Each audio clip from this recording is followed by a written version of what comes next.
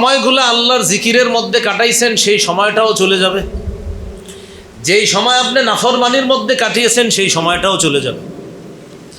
এই জন্য আরবিতে একটা প্রবাদ আছে, আল ওয়াক্তু কাস-সাইফ, সময় হলো তরবারির মতো, ইল্লাম তাকতাহু কাতাক। সময় হলো এমন তরবারি, এটারে যদি তুমি নিয়ন্ত্রণ করতে না পারো কত আঁকা ও তোমারে কেটে ফেলবে। সময় এমন তরবারি, ওরে যদি তুমি নিয়ন্ত্রণ করতে না পারো, ওরে যদি কাটতে না পারো, ও কিন্তু তোমাকে কেটে দিবে। সময় যারা কাজে লাগাইলাম সময় আমাকে দামি বানায় দিবে, সময় যারা কাজে লাগাবো না সময় আমারে ধ্বংস করে ছাড়বে। এজন্য আরবি প্রবাদটা দেখেন তো কি, আল ওয়াক্তু কাস-সাইফ, সময় তরবারির মতো, ইল্লাম তাকতাহু, এটাকে যদি তুমি কাটতে না পারো কত আঁকা, সময় তোমাকে কেটে দিবে। সময় আপনাকে হিরো বানাবে, সময় আপনাকে আল্লাহর ওলি বানায় দিতে পারে। আবার এই সময় আপনি সঠিকভাবে ব্যবহার না করার কারণে আপনি নাফরমান হয়ে যেতে পারেন। সময় খুব দামি জিনিস। আল্লাহ আমাদেরকে সময়গুলা কাজে লাগানোর তৌফিক দান করেন। তাহলে রাত দিন কার নিদর্শন? আল্লাহর নিদর্শন। সহিহ বুখারীর বর্ণনা, রাসূলুল্লাহ সাল্লাল্লাহু আলাইহি সাল্লাম বলেন, নি'মাতানে মাকবুলুন ফীহিমা কাসীরুম মিনান নাস আস-সিহহাতু ওয়াল ফারাগ। দুটি নিয়ামতের ব্যাপারে মানুষ বোধহয় উদাসীন, মানুষ ধোকার মধ্যে আছে। দুটি নিয়ামতের ব্যাপারে মানুষ, দুটি নিয়ামতের ব্যাপারে ধোকার মধ্যে আছে। একটা হলো আস-সিহহা, সুস্থতা, আর একটা হলো আল ফারাগ, অবসর সময়। সুস্থ থাকলে ইচ্ছা মতো নাফরমানি করে আর মনে করে কি ঠিক আছে এখন আসি, যা করার এখনই করে নি, ইনশাল্লাহ দাড়িগুলা পাকলে নামাজ রোজা শুরু করুন। হ্যাঁ, সুস্থ আছে এই জন্য যত নাফরমানি করার করি, যখন আমার দাড়ি পাকবে তখন ইনশাল্লাহ নামাজ রোজা শুরু করবো। কারণ দাড়ি পাকবে, আমি তো নিশ্চিত আমি বুড়া হবো, আমার দাড়িও পাকবে আর আমি তখন নামাজ রোজা শুরু করবো। অথচ ওনার নাতিও মারা যাওয়ার হিস্টোরি আছে, ওনার নাতি মারা যাওয়ার হিস্টোরিতে আছে, ওনার নাতি মারা গেছে, নাতনি মারা গেছে, কিন্তু উনি অপেক্ষায় আছে দাড়ি সাদা হবে তারপর ইবাদত করবে। রাসূল সাল্লাল্লাহু আলাইহি সাল্লাম বলেন সুস্থতা, এটার মধ্যে মানুষ অনেক ধোকার মধ্যে আছে। আর একটা অবসর সময়, মানুষ যখন অবসর সময় পায় তখন সাংবাদিক জিজ্ঞাসা করে, অবসরে আপনি কি করেন? মিউজিক শুনি অথবা পরিবার নিয়ে সিনেমা দেখে কাটাই। মনে করেন কোনো সেলিব্রিটিরে সাংবাদিক প্রশ্ন করে কি করেন অবসর সময়ে, তো এই তো মিউজিক শুনি অথবা পরিবারকে নিয়ে সিনেমা দেখি, রেস্টুরেন্টে খাই, এরপরে বাসায় চলে আসি। চিন্তা করেন মুসলমান অবসর সময় কিভাবে কাটায়? জবাব দিল কি, এই মিউজিক শুনি, সিনেমা দেখে কাটাই পরিবারের সাথে। ওই যে অবসর সময়, একটা সুস্থতা আর একটা অবসর সময়, এই দুইটা নেয়ামতের মধ্যে মানুষ ধোকার মধ্যে আছে। মানুষ নাফরমানি করে আর চিন্তা করে আমি মনে সঠিক কাজ করতেছি। আমি গুরুত্বপূর্ণ একটা বিষয়ের দিকে যাচ্ছি, খুব ভালো করে শুনবো আমরা।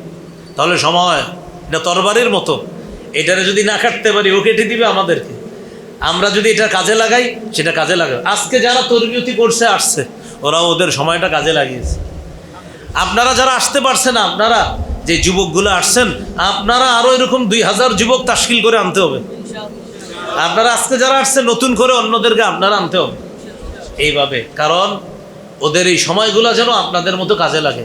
সকাল সে 8টা থেকে আপনারা এখানে আসেন, মাশাল্লাহ কোনো না কোনো আমলের মধ্যে আছেন। হয়তো জিকিরে ছিলেন, না হয় তিলাওয়াতে ছিলেন, না হয় একজন উস্তাদ আপনাদেরকে পড়াইছে। 13টা গ্রুপ হয়েছে, একজন উস্তাদ আপনাদেরকে পড়াইছে, আপনারা পড়ছেন, উস্তাদও সওয়াব পেয়েছে, আপনারাও সওয়াব পেয়েছেন। শুধু কি সওয়াব? বুখারীর হাদিস, তিরমিজির হাদিস, আল্লাহ রসুলের ভাষণ, তোমাদের মধ্যে সর্বোত্তম ওই ব্যক্তি যে কোরআন শিখে অন্যকে শিখায়। বিশ্বাস করেন আজকে এখানে বৈশা হুজুর হয়তো আপনাদেরকে পড়াইছে আলহামদু, বারবার পড়াইছে আলহামদু আলহামদু, আলাম তারা আলাম তারা, কুল কুল কুল কুল, আপনি বলছেন কুল, হুজুর পড়াইছে কুল, আপনি বলছেন কুল, হুজুর পড়াইছে কুল। আল্লাহ রসুলের হাদিস। এই যে দুই পক্ষ এমন করতেছে, আর আমরা যারা দূর থেকে দেখি ভাবি কি তোর এই বেটা কি করতেছে সারাক্ষণ, কুল আর কুল, কুল আর কুল। কিন্তু নবী বলতেছেন, আমি নবী কিন্তু তাদেরকে সর্বোত্তম বলে ঘোষণা করলাম। আমার আপনার কাছে মনে হয়েছে কুল কুল, আর আল্লাহ রসুল বলেন সর্বোত্তম। কেন জানেন? ওই সময় কাজে লাগাইছে। এখন এই সময় আমরা যারা নষ্ট করি, সেই সময় নষ্ট করার একটা রমরমা আয়োজন, কখনো সিজন ভিত্তিক হয়, কখনো বছর ভিত্তিক হয়, একটা রমরমা আয়োজন। কিছু আয়োজনের নাম থাকে বিপিএল, কিছু আয়োজনের নাম থাকে পিএসএল, কিছু আয়োজনের নাম থাকে আইপিএল, কিছু আয়োজনের নাম থাকে ফিফা, কিছু আয়োজনের নাম থেকে আইসিসি, আরও বিভিন্ন নাম থাকে। এ আয়োজন যারা করে ওদের মূল উদ্দেশ্য শুধুমাত্র অর্থ আর অর্থ কারি অর্থ দিয়ে ওদের পকেট ভারী করা, আর আমাদেরকে কিছু ধোকার মধ্যে কিছু সময়ের জন্য ফেলে রাখা। এই আয়োজনগুলো যারা করে ওদের কিছু টার্গেট থাকে, এর মধ্যে অন্যতম টার্গেট আমরা যারা বোকার মতো আছি, এই আমাদেরকে ওরা কি করবে, কিছু ধোকার মোহের মধ্যে ভালায় রাখবে কিছুদিন। এটা হলো ওদের টার্গেট। আর আমাদের এই সময়গুলা এইভাবে আমাদের থেকে ছিনতাই করার একটা ষড়যন্ত্র চলে। এটা কখনো সিজন ভিত্তিক হয়, কখনো 5 বছর 4 বছর পরে হয়, কখনো এটা 2 বছর পরে হয়। এইভাবে আপনার বিভিন্নভাবে আমাদের সময়গুলা ছিনতাই করার ষড়যন্ত্র চলে। বিশেষ করে মুসলমানের সন্তানদের সময়গুলা নষ্ট করতে পারলে তারা সফল। আল্লাহ আমাদেরকে সচেতন হওয়ার তৌফিক দান করে। এখন আমি যে আলোচনাটা ঢুকবো, এই আলোচনা শোনার পর আমাদের মাঝে কিছু শিক্ষিত মহল আছে যারা জেনারেল লাইনে শিক্ষিত, তাদের একটা কমন ডায়লগ আছে, হুজুর সব জায়গায় কেন ইসলাম টেনে আনেন? বলেন তো বাংলা বাক্যটা কি? সব জায়গায় কেন ইসলাম টেনে আনেন? এই কথার উত্তরে আমাদের জবাব হলো, আমার পরিচয় যদি হয় আমি মুসলমান, তো আমার সব জায়গায় ইসলাম টেনে আনতেই হবে। আমার পরিচয় কি? যদি আমি বলি যে আমি একজন মুসলিম, তো আমার সব জায়গায় ইসলাম লাগবে। যদি বলেন আপনি মুসলমান না, তো আমরা তো আপনার বলবো না আপনার সব জায়গায় ইসলাম লাগবে। যদি বলেন ভাই আপনার নাম কি? আব্দুর রহিম, আপনি মুসলমান? হ্যাঁ, তো আপনার সব জায়গায় ইসলাম লাগবে। আপনার ব্যক্তি জীবন, পারিবারিক জীবন, সামাজিক জীবন, অর্থনৈতিক জীবন, রাষ্ট্রীয় জীবন, আন্তর্জাতিক জীবন, আপনার জীবনের চলা ফেরা, ওঠা বসা, শোয়া, ঘুমানো, বাথরুমে যাওয়া, বাথরুম থেকে বের হওয়া, আপনার নাম যদি হয় আব্দুর রহমান আর আপনি যদি মুসলমানের সন্তান মুসলমান হন, তাহলে আপনার বাথরুমে যাওয়া, বাথরুম থেকে বের হওয়া, সেখানেও ইসলাম লাগবে। ইসলাম আপনার সব জায়গায় লাগবে। কেন জানেন? কারণ আপনি মুসলমান। তাহলে বলেন তো, আপনারা জবাব দিয়েন এখন থেকে। আপনাদেরকে যদি কেউ বাইরে বলে এই মিয়া সব জায়গায় ইসলাম কেন টেনে আনেন, উত্তরে বলবেন আপনি মুসলমান নি। যদি বলে হ্যাঁ আমি মুসলমান, বলবেন তো আপনার সব জায়গায় ইসলাম লাগবে। হ্যাঁ, অনেকে ইসলাম মানে পালন করতে পারে না, তাদের জন্য আমরা দোয়া করি। এই বেচারা বুঝে যে আসলে আমি অন্যায় করতেছি, সেও আশা করি ফিরে আসবে। আর কিছু মানুষ আছে সে এটা স্বীকারই করতে চায় না, অর্থাৎ আমি মুসলমান হিসাবে আমার সর্ব জায়গায় ইসলাম লাগবে, অনেকে এটা স্বীকার করতে চায় না। যারা স্বীকার করে না তাদের ব্যাপারে আমাদের পেরেশানি আছে। হ্যাঁ, অনেকে স্বীকার করে যে আসলে ইসলামী মূল্যবোধে বিশ্বাসী যারা আমরা, আমাদের সর্বক্ষেত্রে ইসলামের কায়েমের চেষ্টা করা এটা আমাদের জন্য জরুরি বিষয়। আমরা আশাবাদী এই লোক খুব শীঘ্রই ফিরে আসবে। আর কিছু লোক আছে অস্বীকার করে, উল্টা কি বলে, কয় সব জায়গায় কেন ইসলাম টেনে আনেন, এরকম কথা বলে।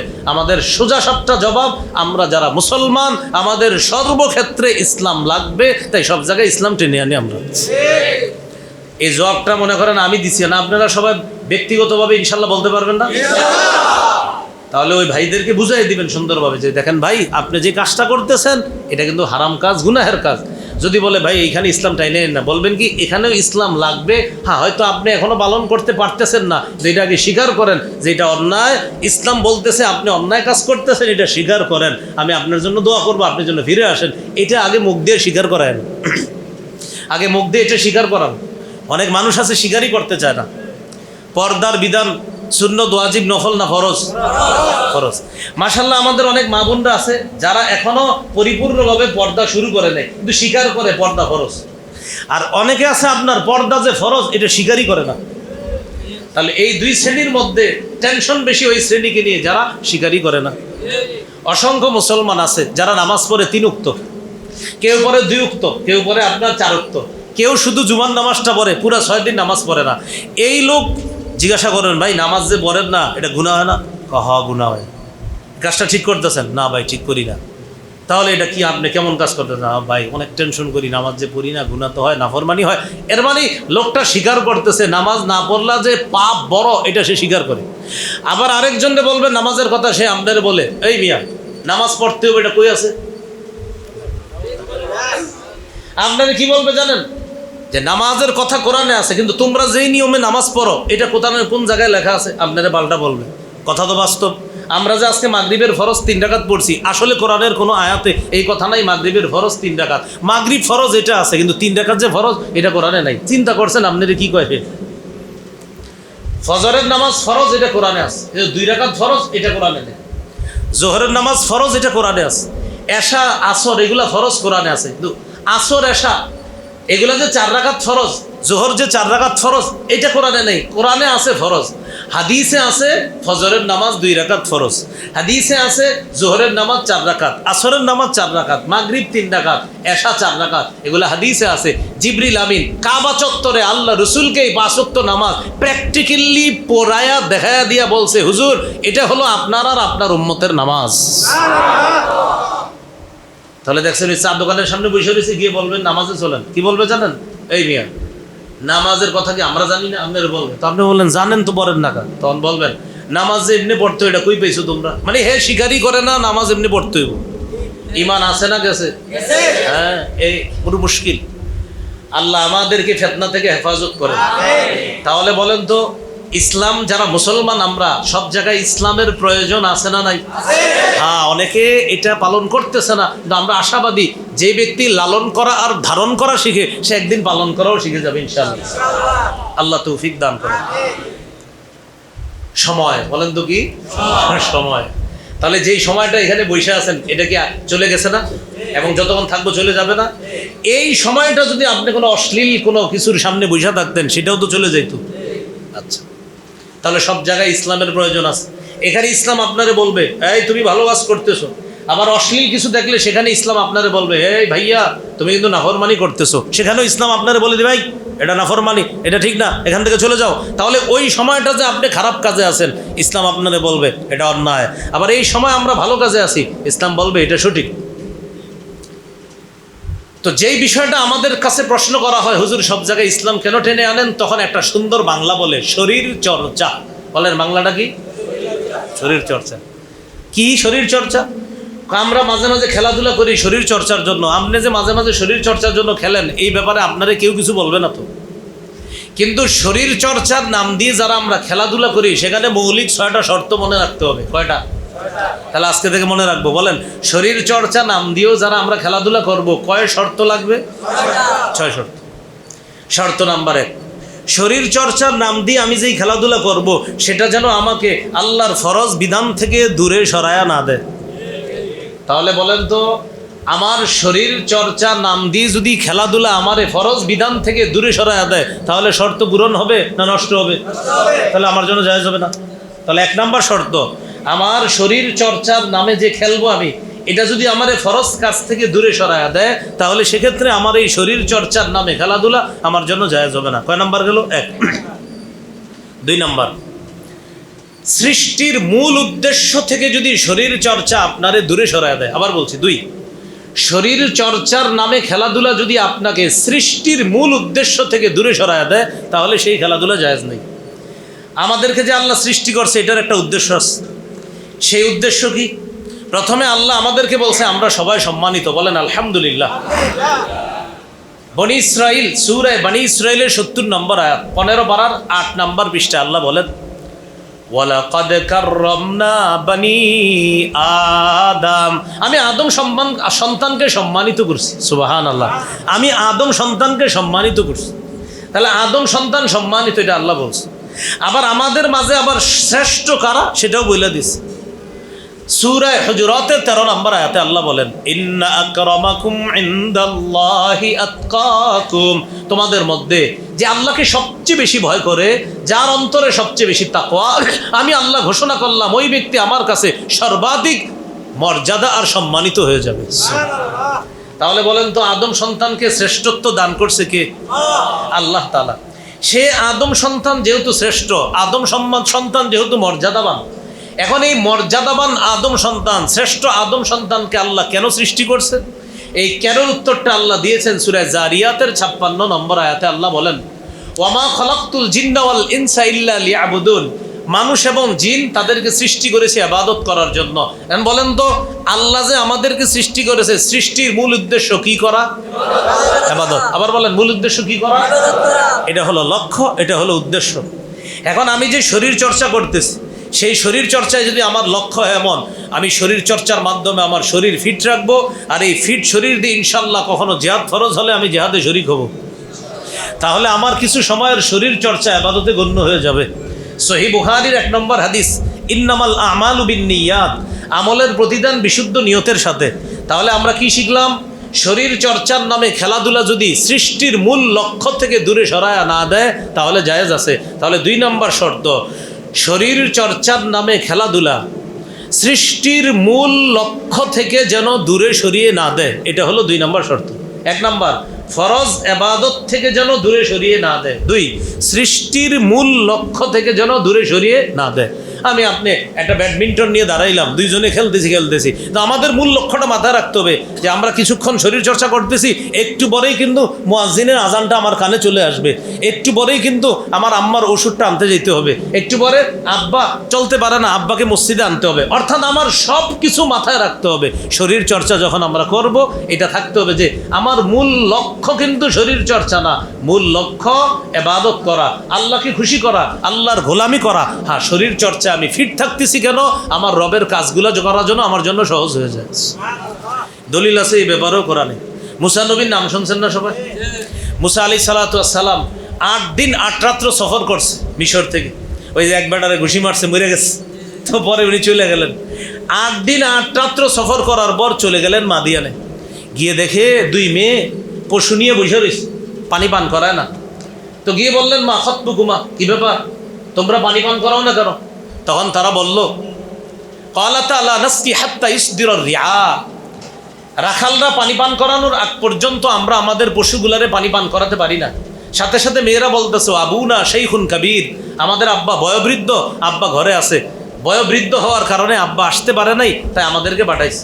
এখানে একটা কথা আপনারা মনে রাখেন, আবার ওলামা হযরতও আছেন, এখানে কিন্তু মুসা নবী জিজ্ঞাসা করে নাই তোমাদের বাপ কোথায়, এরকম জিজ্ঞাসা করে নাই। কিন্তু মেয়ে 2টা অগ্রিম বলে দিছে, আমাদের আব্বা বৃদ্ধ, অগ্রিম বলে দিছে। কেন?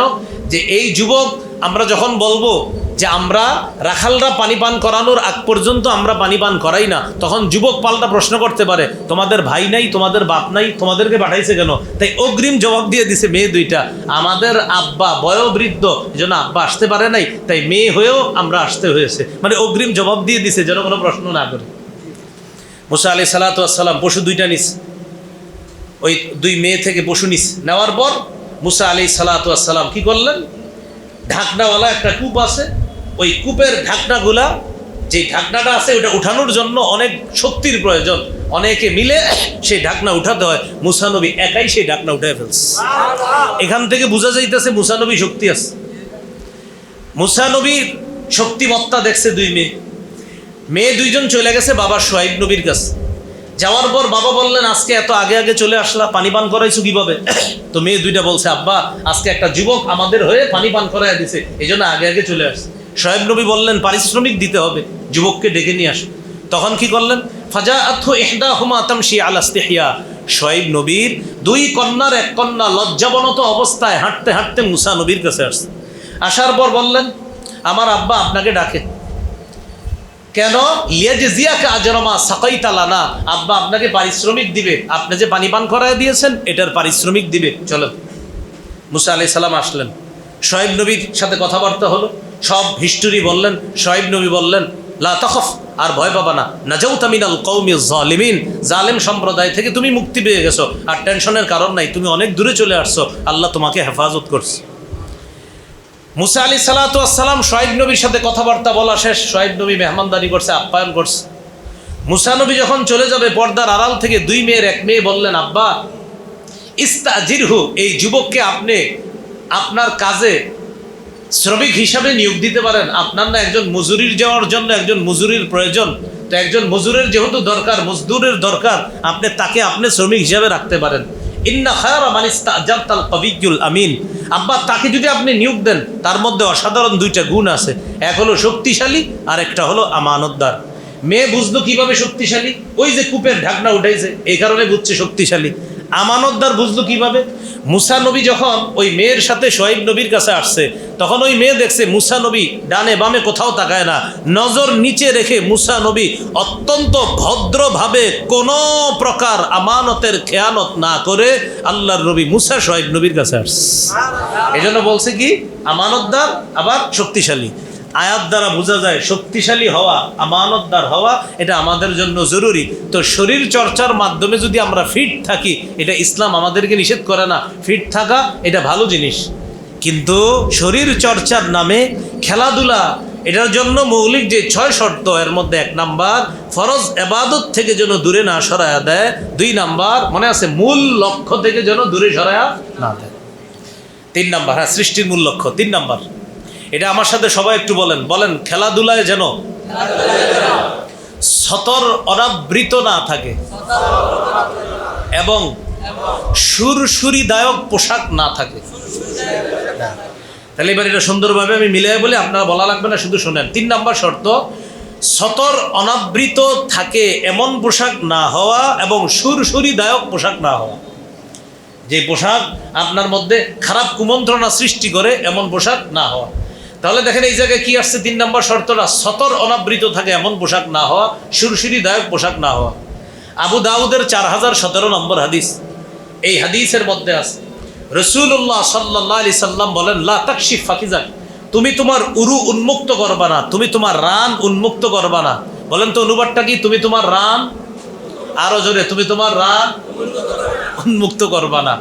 তাহলে এক নম্বর, রান দেখানো নিষেধ, মানে আমি আপনি কেউ রান দেখানো নিষেধ। এরপরে কি বলে দেখেন, ওয়ালা তানজুর ইলা ফাকিজি হাইয়িন ওয়ালা মাইয়িতিন, তুমি কোনো জীবিত আর মরা ব্যক্তির রান দেখবা না। কথা বুঝছেন? এক নম্বর নবী বললেন রান দেখাবা না, দুই নম্বর বললেন তুমি অন্যের রান দেখবা না। তাহলে লা তাকশিফ ফাকিজাক, তুমি নিজের রান খুলবা না, দেখাবা না কাউকে। দুই নম্বরে বললেন ওয়ালা তানজুর ইলা ফাকিজি হাইয়িন ওয়ালা মাইয়িতিন, তুমি অন্য কারো রানের দিকে দেখবা না, চাই জীবিত ব্যক্তির রান হোক, মরা ব্যক্তির রান হোক। দেখেন তো হাদিসটা কি বলছে, জীবিত ব্যক্তির রানও দেখা যাবে না, মরা ব্যক্তির রানও দেখা যাবে না, আবার রান দেখানোও যাবে না। এবার সবাই একসাথে সবকের মতো বলি, বলেন, রান দেখানো যাবে না, রান দেখাও যাবে না। বলেন, উরু দেখানো যাবে না, উরু দেখানো যাবে না, উরু দেখাও যাবে না। তাহলে রান খোলাও যাবে না, অন্যের রান দেখা যাবে না। পৃথিবীতে এমন কোনো খেলা আসেনি যেই খেলার মধ্যে রান দেখা যায়? হাডুডু, কাবাডি, জব্বরের কুস্তি খেলা, আর কিছু আসেনি? ও আচ্ছা, এটা বলেন জোরে সবাই, আরো জোরে বলেন। ফুটবলে কি রান দেখা যায়? তাহলে রান দেখানো নিষেধ, এটা বুঝলাম, রান দেখানো নিষেধ। আরেকটা বলছে নবীজি, রান দেখা নিষেধ। ফুটবলে কি রান দেখা যায়? তো নবী কি বলছে, রান দেখা নিষেধ। এখন এটা বলার পরে যদি বলেন হুজুর সব জায়গায় ইসলাম টাইনাই নেন না, তো নবীর এই হাদিস কি করবেন? যদি বলেন সব জায়গায় ইসলাম টানবেন না, তো নবীর হাদিসটা কই রাখবেন? বলেন, নবীর হাদিস কি ইসলামের ভিতরে না বাইরে? তাহলে রান দেখা যাবে না, এটা কি হাদিস নাকি আমার কথা? আচ্ছা, হাদিস কি ইসলাম না ইসলামের বাইরে? আচ্ছা, রান দেখানো যাবে না, রান দেখা যাবে না, এটা কি আমার কথা না হাদিসের কথা? হাদিসের বাণী কি ইসলামের বাণী কিনা? তাহলে ইসলাম এখানে দরকার আছে না নাই? তাহলে যদি আমরা মুসলমান হই, নবী আমাকে বলতেছে, আপনাকে বলতেছে, উম্মত রান দেখাবা না, আর যারা রান দেখায় তাদের রান দেখবা না। কৃষক যারা কৃষিকাজ করে তারাও রান দেখাতে পারবে না। আমাদের দেশে শীতকালে কি করে দেখবেন, দেশ গ্রামে খেজুরের রস খাওয়ার জন্য একজন উপরে ওঠে, ওইটা কিছুক্ষণ কাজ করে, যিনি কাজ করে উনি অনেক কিছু দেখায় দর্শকরে। হ্যাঁ, তাহলে এটা তো দেখানো যাবে না, রান দেখানোও যাবে না, আবার দেখা যাবে না, তাহলে দুইটাই নিষেধ। তাহলে আজকে আমরা শিখলাম রান দেখা যাবে না, রান দেখানো যাবে না। তাহলে আপনারা কিন্তু বলছেন, আমি জানতাম হাডুডু, কাবাডি ইত্যাদি এগুলা, আপনারা সবাই জোরে বলছেন হুজুর ফুটবলও আছে। তো ফুটবলও যদি থাকে যেটার মধ্যে রান দেখা যায়, আল্লাহ রাসূল বলছেন রান দেখাবা না, রান দেখবাও না। তাহলে এই জায়গায় ইসলামের প্রয়োজনীয়তা আছে না নাই? আল্লাহ আমাদেরকে বুঝার তৌফিক দান করেন। এগুলো 3 নম্বর শর্ত, সতর অনাবৃত থাকে এমন পোশাক না হওয়া, আরেক হলো সুরসুরিদায়ক পোশাক না হওয়া। শর্ত নাম্বার 4,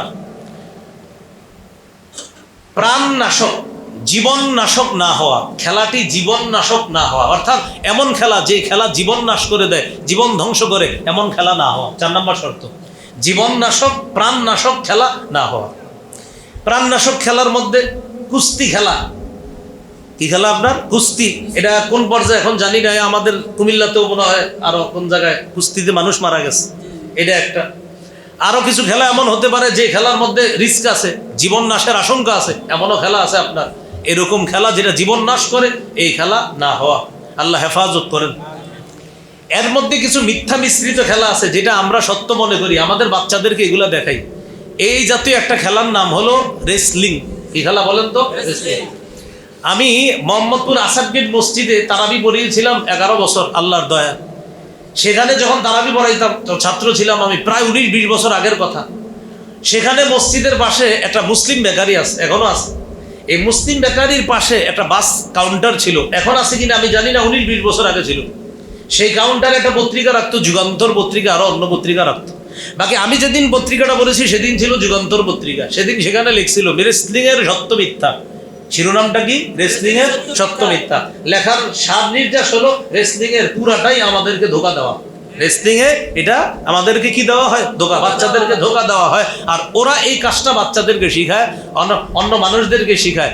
ওরা এই কাজের মধ্যে যেই কাজগুলা করে পুরাটাই আমাদেরকে ধোকা দেয়, আর অন্যরা আবার এই জাতীয় কাজ করতে গিয়ে মারা যায়। আপনারা নিজেরাই ট্রাই করতে যায় না এটা যারা করে। হ্যাঁ, ওরা কিন্তু আপনার ওদের ওখানে লেখা দেয় ডোন্ট ট্রাই অ্যাট হোম। নিজেদের ঘরে এটা চেষ্টা করবা না, নিজেদের ঘরে এগুলা কি করবা না, চেষ্টা করবা না। লেখা দেওয়ার পরেও এরপরে আমরা এগুলা করার চেষ্টা করি। এটা আমাদের একটা স্বভাব। ধূমপানের সিগারেটের প্যাকেটের উপরে লেখা ধূমপান 20 পান, দেখা দেখা খাই যে হ্যাঁ যেহেতু 20 পান আরো হামু। এখানে দিচ্ছে কিন্তু ধূমপান 20 পান, ধূমপান মৃত্যু ঘটায়। তো মৃত্যু ঘটায় দেখেও বাইর করছে, বাইর করে টানে, এই ভাই ধূমপান টানেন করো, আমি বললে তোমার সমস্যা কি? এটা হলো বাস্তব। লেখা আছে ধূমপান 20 পান, ধূমপান মৃত্যু ঘটায়, ধূমপান ক্যান্সারের জন্য ঝুঁকি, এর লেখা। তো এরকম তারপরে আপনার টানে। তাহলে 4 নাম্বার জীবন নাশক না হওয়া, এটা হলো 4 নাম্বার শর্ত। 5 নাম্বার শর্ত, এটা আমার সাথে বলেন, বলেন হারাম উপার্জন মুক্ত হওয়া। হারাম উপার্জন মুক্ত হওয়া। এমন শরীর চর্চার নামে খেলাটা এমন হতে হবে যে খেলার কারণে আপনার কোনো উপার্জন হবে না। কি হবে না বলেন তো? উপার্জন হবে না। এখন আপনি খেলার মধ্যে হারাম উপার্জনের রমরমা অবস্থা, জুয়া ইত্যাদি খেলাকে কেন্দ্র করে হয় কিনা? এই জুয়া ইত্যাদি উপার্জন মুক্ত হবে খেলাটা। গ্রামগঞ্জেও যারা আমরা 11 জন করে খেলি, 11 জন করে শর্ট পিচ বাউন্ডারি খেলে ছেলেরা, আবার অনেকে আপনার ছোট ছোট মিনি ফুটবল ম্যাচের আয়োজন করে। তো যাই হোক, দেশ গ্রামে খেলে, আমরাও ছাত্র জীবনে বাড়িতে আসলে খেলতাম। তো তখন খেলার মধ্যে কি হইতো, আপনার 11 জন করে খেলে। আমরা আবার এরকম অনেক ছেলেমেলে থাকে মাশাআল্লাহ, স্কুল কলেজে বড়ুয়া কিছু ছেলে আছে, এমন জুয়া টুয়া হইলে ওরা খেলে না। তো ওরা যখন নাকি দলের মধ্যে প্লেয়ার হিসেবে থাকে, এক দলের অধিনায়ক আরেকজন এইভাবে বলে, কিরে হবে নাকি, মানে সরাসরি বলে না, সরাসরি বললে ধরা হবে, এই হবে কি, আরে যে গরম ঠান্ডা ঠান্ডা হইব, এরকম করে। আর 3 লিটার যে জিতবে এদেরকে 3 লিটার দিতে হবে জুয়া। বলেন কি? তাহলে হারাম উপার্জন মুক্ত হতে হবে। যখন এই হারাম ঢুকে যাবে শরীর চর্চা, এটা শরীর চর্চা থাকবে না, এটা হারাম হয়ে যাবে। তাহলে 5 নাম্বার হারাম উপার্জন মুক্ত, এটা হতে হবে।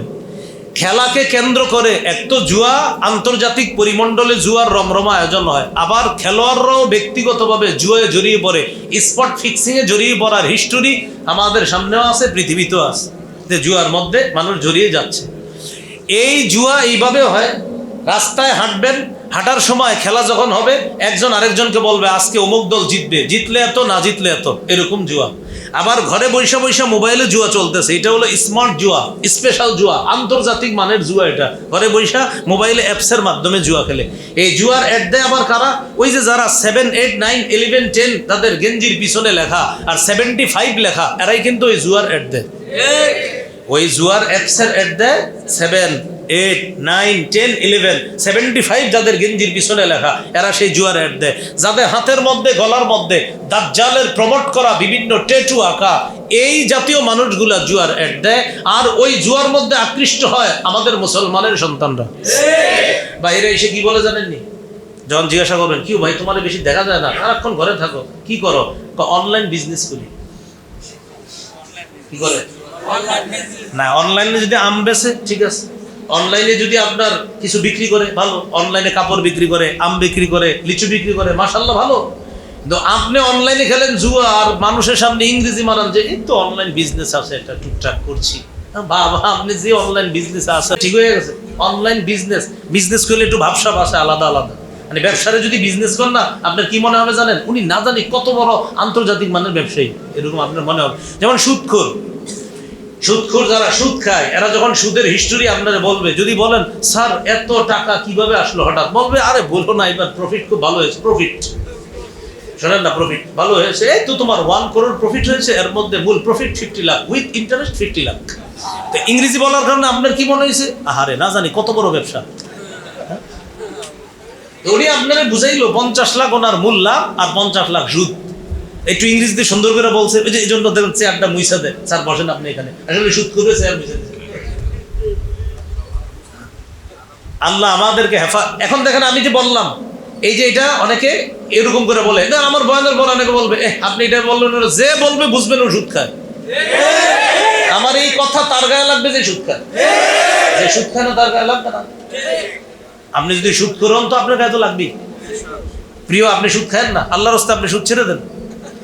যারা জুয়া খেলে তাদের গায়ে কথা লাগবে, বলবে আপনি একটু বাড়ায় বলতেছেন কথা, আপনি জুয়া খেলেন কিনা সেটা বলেন শুধু। যদি বলেন হ্যাঁ, তো ওয়াজ আপনারই করছি। আর যদি বলেন না, তো আপনার গায়ে লাগলো কেন? আর যদি বলেন কোনোভাবে আপনি জুয়ার সাথে জড়িয়ে আছেন, আল্লাহর কসম আপনারই বলছি আমি। সূরা মাঈদার 90 নম্বর আয়াতে আল্লাহ বলেন, ইয়া আইয়ুহাল্লাযীনা আমানু ইন্নামাল খামরু ওয়াল মাইসিরু ওয়াল আনসাবু ওয়াল আজলাম, হে ঈমানদারগণ, নিশ্চয়ই মদ। 2 নম্বরে বললেন জুয়া, 3 নম্বরে দেবদেবী, 4 নম্বরে ভাগ্য নির্ণয়ক স্বর, মানুষের ভাগ্য গণনায় বিশ্বাস করা, লটারির ভাগ্য ইত্যাদির ভাগ্য, এই জাতীয় ভাগ্য গণনায় বিশ্বাস করা, রিজিসুন নাপাক। আল্লাহ তাআলা আয়াতে 4টা বিষয়কে নাপাক বলছে। 2 নম্বরে বলছে মাইসির, জুয়া। আপনারা সবাই বলেন তো, নাপাক জিনিস মুসলমানের জন্য কি গ্রহণীয়?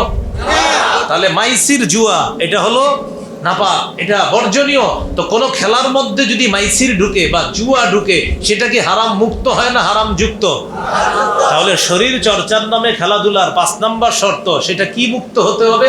হারাম উপার্জন মুক্ত হতে হবে। এটা হলো 5 নম্বর, মনে থাকবেন ইনশাআল্লাহ। তাহলে 5 নম্বর হারাম উপার্জন মুক্ত হতে হবে, এটা 5 নম্বর। 6 নম্বর, এটা আমার সাথে সবাই বলেন, খেলাধুলাটা যেন শত্রু মিত্রের কারণ না হয়। মানে খেলাধুলায় আপনার শত্রু বানাইছে, খেলাধুলা আপনার মিত্র বানাই দিছে। মানে এমন কঠিন অবস্থা, খেলারে কেন্দ্র করে 2 ভাই ঝগড়া লেগে 6 বছর কথা বলেন। আরে কি রে ভাই, ঘটনা কি? আপনারা কথা বলেন না কেন? আর বললেন না, হলুদ জাসরি আর সাদা লীল মিশ্রিত জাসরি নিয়ে একটা ঝগড়া ছিল 10 বছর আগে, তারপর কার কথা বললেন? হ্যাঁ ভাই, এটা আপনি কি করলেন?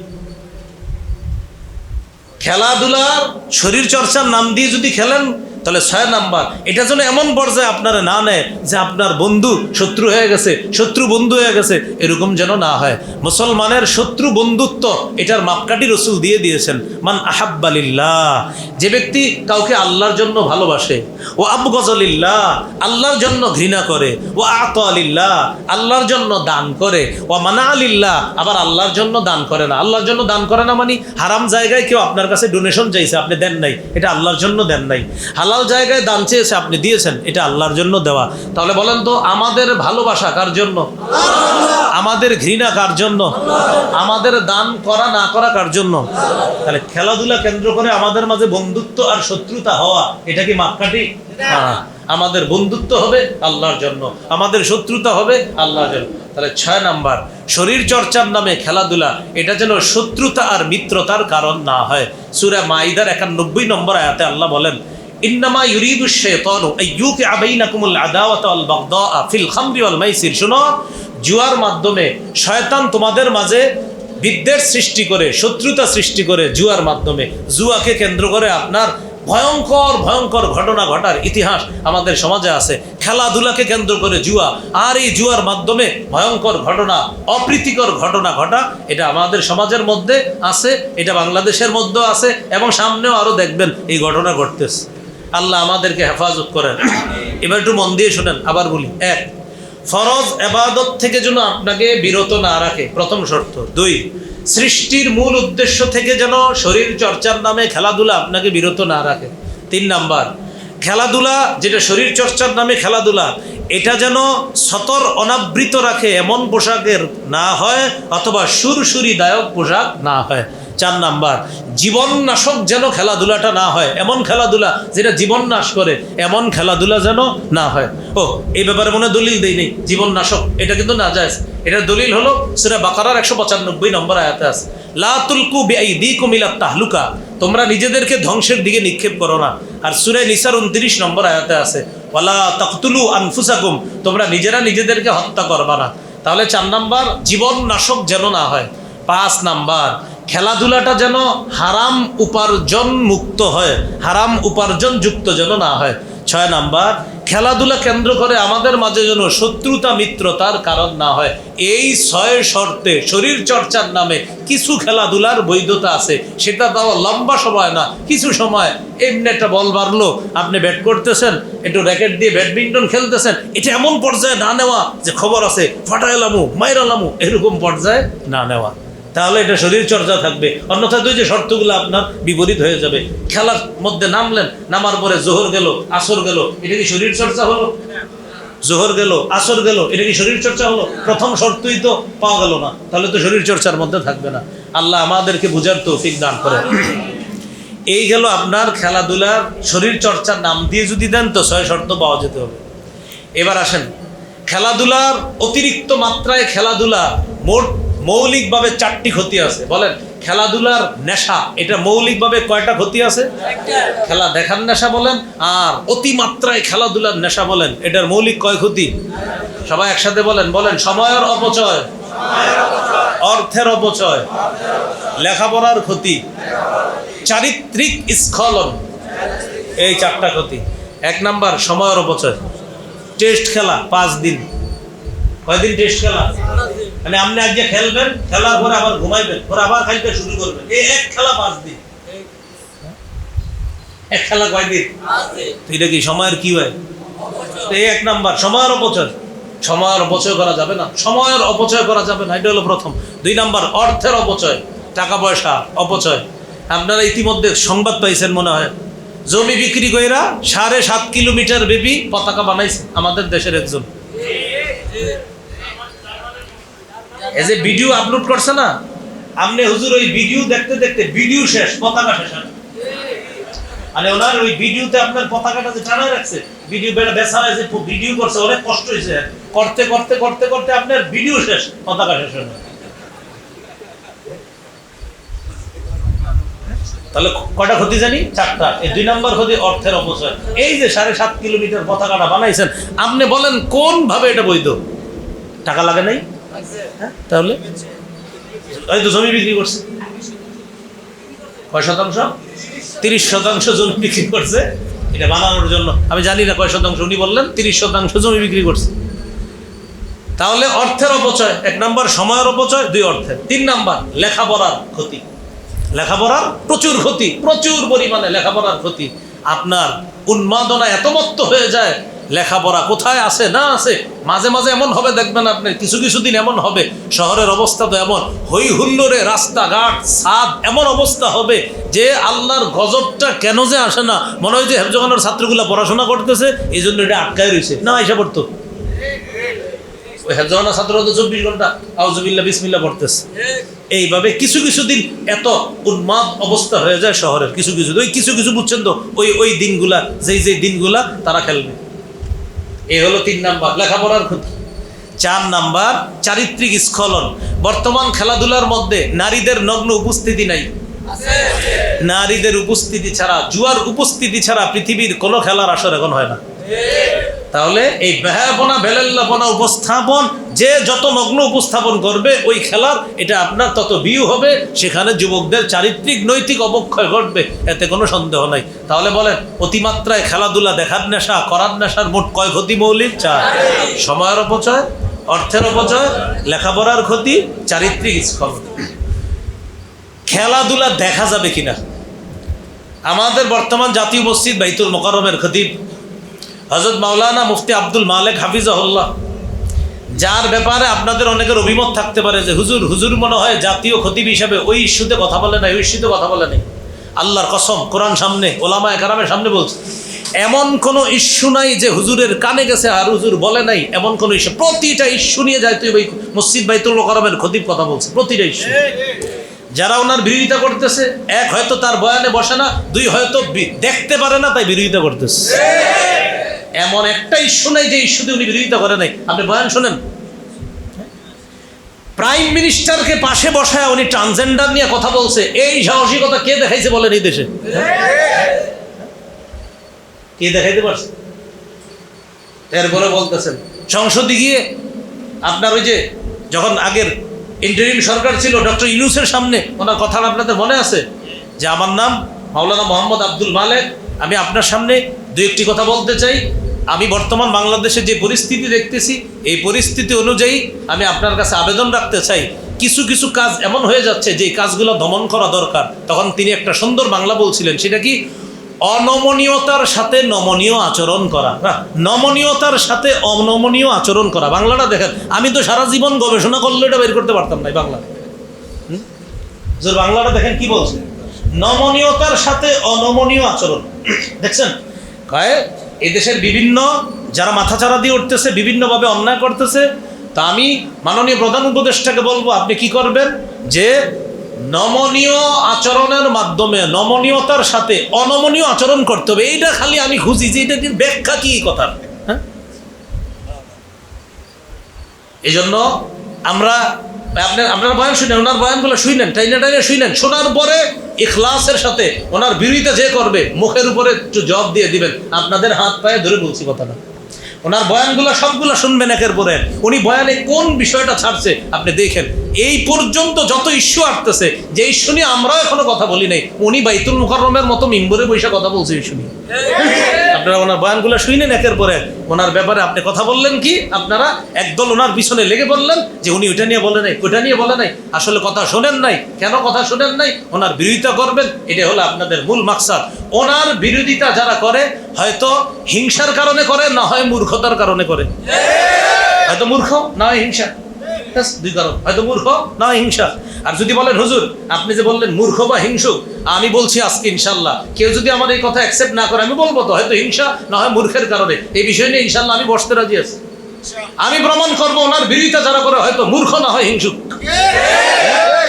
কোরআন হাদিস থেকে আমি প্রমাণ করবো। হ্যাঁ, কোরআনের আয়াত দিয়ে দলিল দিয়ে প্রমাণ করবো। কি বলেন? এই জন্য আল্লাহর হস্তে কথা যার বিরুদ্ধে বলবেন, বলার আগে পড়বেন, জানবেন যে আসলে কি। আপনি বাস বলে ফেললেন, একজন সহজ সরল মানুষ, বাস যা মন চাই ইচ্ছা মতো বলে ফেললেন, আর তিনি কিছু বললেন না। তার সন্তান আমরা বাইচা নাই, আপনি কিছু বলবেন না, আমরা ছেড়ে দিব, অসম্ভব। বলতেছিলাম, এই জন্য বিরোধিতা যখন করে তখন কি কারণে করে? দুই কারণে। কি কারণে বলেন তো? হয়তো হিংসা, না হয় মূর্খ।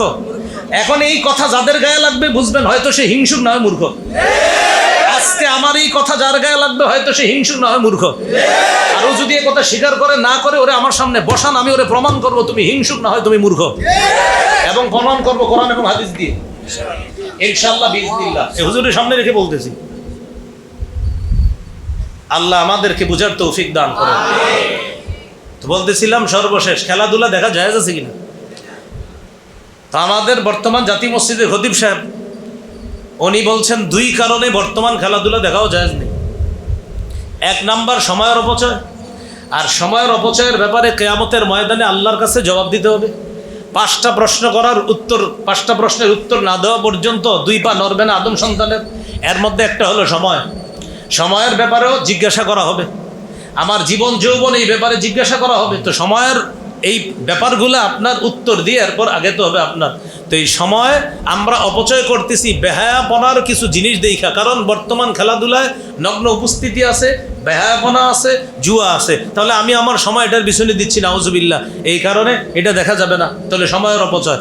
2 নাম্বার হলো, ওই 2 নাম্বার কারণ এটাই বলছে যে নগ্ন উপস্থাপন, বেহায়া উপস্থাপন, জুয়ার রমরমা আয়োজন।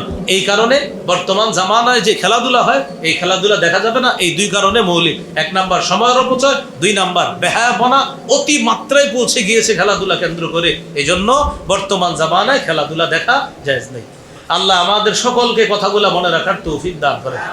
চলেন আলোচনার শুরুতে চলে যাই। সময় বলেন তো কি নিয়ে শুরু করছি আলোচনা? সময়। এই সময় আমরা যারা কাজে লাগাবো সেটাও চলে যাবে, যারা কাজে লাগাবো না সেই সময়ও চলে যাবে। সময় আসতে আসতে আমরা আলোচনায় ঢুকলাম, আমরা আমাদের সময়গুলা কিভাবে কাজে লাগাবো। এই কাজে লাগানোর পরিবর্তে নষ্ট করার জন্য একদল আমাদের পিছনে শত্রু হিসাবে কাজ করে। কখনো সিজন ভিত্তিক, কখনো বৎসর ভিত্তিক, কখনো বাৎসরিক, কখনো 4-5 বছর পরে বিভিন্ন আয়োজন করে আমাদের সময়গুলা ছিনতাই করার জন্য। এর মধ্যে অন্যতম কিছু আসর আছে। সে আসরের একটা আসর হলো আপনার ফুটবল আসর। এই আসর কেন্দ্র করে কিছু প্রশ্ন আমাদের উপর ছুড়ে দেওয়া হয়, হুজুর সব জায়গায় ইসলাম টেনে আনবেন না। এক্ষেত্রে আমাদের জবাব ছিল, যেহেতু আমি মুসলমান, সব জায়গায় আমার কি দরকার আছে? ইসলাম দরকার আছে সব জায়গায় আমার। তো এই জন্য আমরা বলতেছিলাম শরীর চর্চার নামে খেলাধুলা যদি করতে হয় মৌলিক 6টা শর্ত পাওয়া যেতে হবে। 1 নাম্বার, ফরজ ইবাদত থেকে যেন আপনারে দূরে না রাখে। 2 নাম্বার, সৃষ্টির মূল লক্ষ্য থেকে যেন আপনাকে দূরে সরায় না দেয়। 3 নাম্বার, খেলাধুলার পোশাক যেন সতর অনাবৃত থাকে এবং সুরসুরিদায়ক হয় এমন পোশাক যেন না হয়। 4 নাম্বার, জীবন নাশক খেলাধুলা যেন না হয়। 5 নাম্বার, খেলাধুলাটা যেন হারাম উপার্জন মুক্ত হয়, সেখানে যেন হারাম উপার্জনের কোনো সম্ভাবনা না থাকে। 6 নাম্বার, খেলাধুলা যেন আমাদের শত্রুতা আর মিত্রতার কারণ না হয়। বর্তমান খেলাধুলার মৌলিক 4টি ক্ষতি। 1 নাম্বার, সময়ের অপচয়। 2 নাম্বার, অর্থের অপচয়। 3 নাম্বার, পড়ালেখার ক্ষতি। 4 নাম্বার, চারিত্রিক স্খলন। সর্বশেষ, বর্তমান খেলাধুলা দেখা জায়েজ নেই মৌলিক 2টি কারণে। সময়ের অপচয়, 2 নাম্বার, নগ্ন উপস্থিতি বর্তমান জামানার খেলাধুলা কেন্দ্র করে এগুলোতে হয়, এই জন্য দেখা জায়েজ নাই। আল্লাহ আমাদের সকলকে সময়গুলো যেন আমরা মূল্যায়ন করতে পারি, কাজে লাগাতে পারি, আল্লাহ তৌফিক দান করেন। আল্লাহ আমাদের সকলকে যে কথাগুলো আজকে শুনলাম বললাম সবাই আমরা খুব গুরুত্ব সহকারে এই আজকে এখন থেকে আমাদের বাকি জীবনের প্রতিটা মুহূর্ত আমরা খুব গুরুত্ব সহকারে যেন আমরা কাজে লাগাতে পারি, আল্লাহ তৌফিক দান করেন। সর্বশেষ হযরত মাওলানা মুফতি আনিসুর রহমান আশরাফি সাহেব হাফিজাহুল্লাহ হজরতের প্রতিষ্ঠিত মাদ্রাসার জন্য আমরা দোয়া করি। পাশে হুজুরের কাছ থেকে খোঁজ নিছে, আলহামদুলিল্লাহ ইতিমধ্যে 115%, 15.5% জায়গা আলহামদুলিল্লাহ হয়ে গেছে, বলি আলহামদুলিল্লাহ। তো এতটুকুই হোক না, আরো দরকার আছে। আমরা চাই ইনশাল্লাহ এখানে আপনার দারুল উলুম দেওবন্দের মতো বিশাল একটা মার্কাজ প্রতিষ্ঠান যেন এখানে তৈরি হয়, এরকম জাননি সবাই ইনশাল্লাহ। একটু দোয়া করা যাবে না? দোয়া করতে পারবেন তো সবাই? হ্যাঁ, দোয়াটা করবো। ওখানে লেখা আছে যে অন্তত আমরা ওনাদের এই রেগুলাতে লেখা আছে আমরা যারা এখানে শরীক হব আমাদের জন্য দোয়া করা, প্রতিনিয়ত যে দোয়া হবে সেই দোয়াতে আমরা ইনশাল্লাহ শামিল থাকবো।